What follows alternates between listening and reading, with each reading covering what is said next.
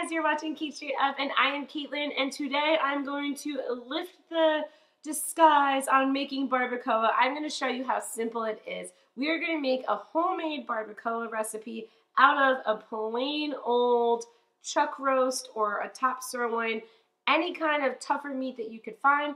I'm going to make you a delicious barbacoa out of. So I don't want to fool you here. We are not making a traditional barbacoa where you cook a whole sheep low and slow. That's not what we're talking about here, and that is not what they serve at Chipotle either. But today we're going to make a more modern barbacoa. We are going to cook a cut of meat low and slow with some delicious spices. What you need for this is any tougher meat that you could find.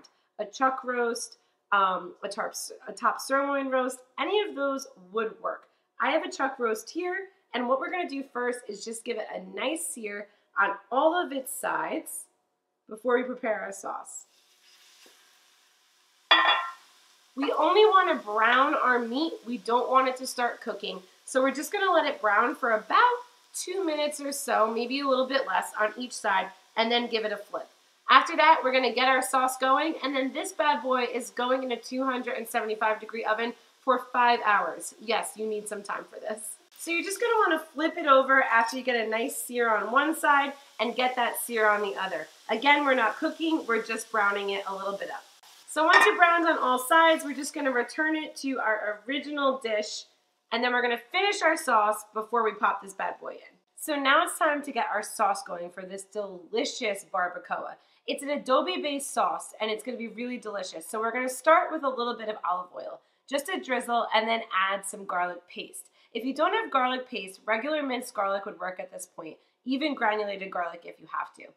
After that, you're going to add some adobe. So I have this delicious adobe paste that I have at my food store, but go ahead and find any type of canned adobe and add it in. You're going to want to let the adobe and the garlic sizzle for a couple minutes, give it a stir, and let that cook first before you add anything else. As that's stirring, we're then going to add some other liquids. We're doing 1 cup of beef stock as well as 1 cup of a beer.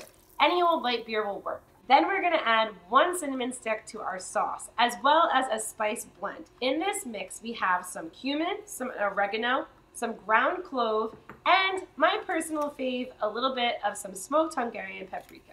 Final spice is some coriander seed. We want to do the seed, but if you have it ground, that's fine as well. And then we just need a little bit of apple cider vinegar.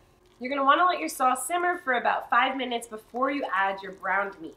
Once you have your sauce finished and your meat is in, then you cover it on up, and it is going into a 275-degree oven for 5 hours. I know that sounds like a lot of time, but this is going to be worth it. By the time you're done with it, you'll be able to shred it apart. It'll be deliciously tender and so flavorful. You're going to love it.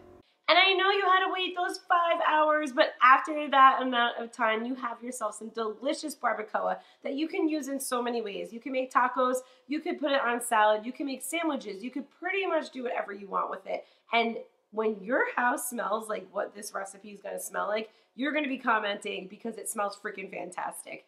Make sure to subscribe to Cait Straight Up for more awesome recipes like this one every Tuesday. Find me on Instagram, Cait Straight Up Cooking. And other than that, guys, I will see you next time. Bye-bye.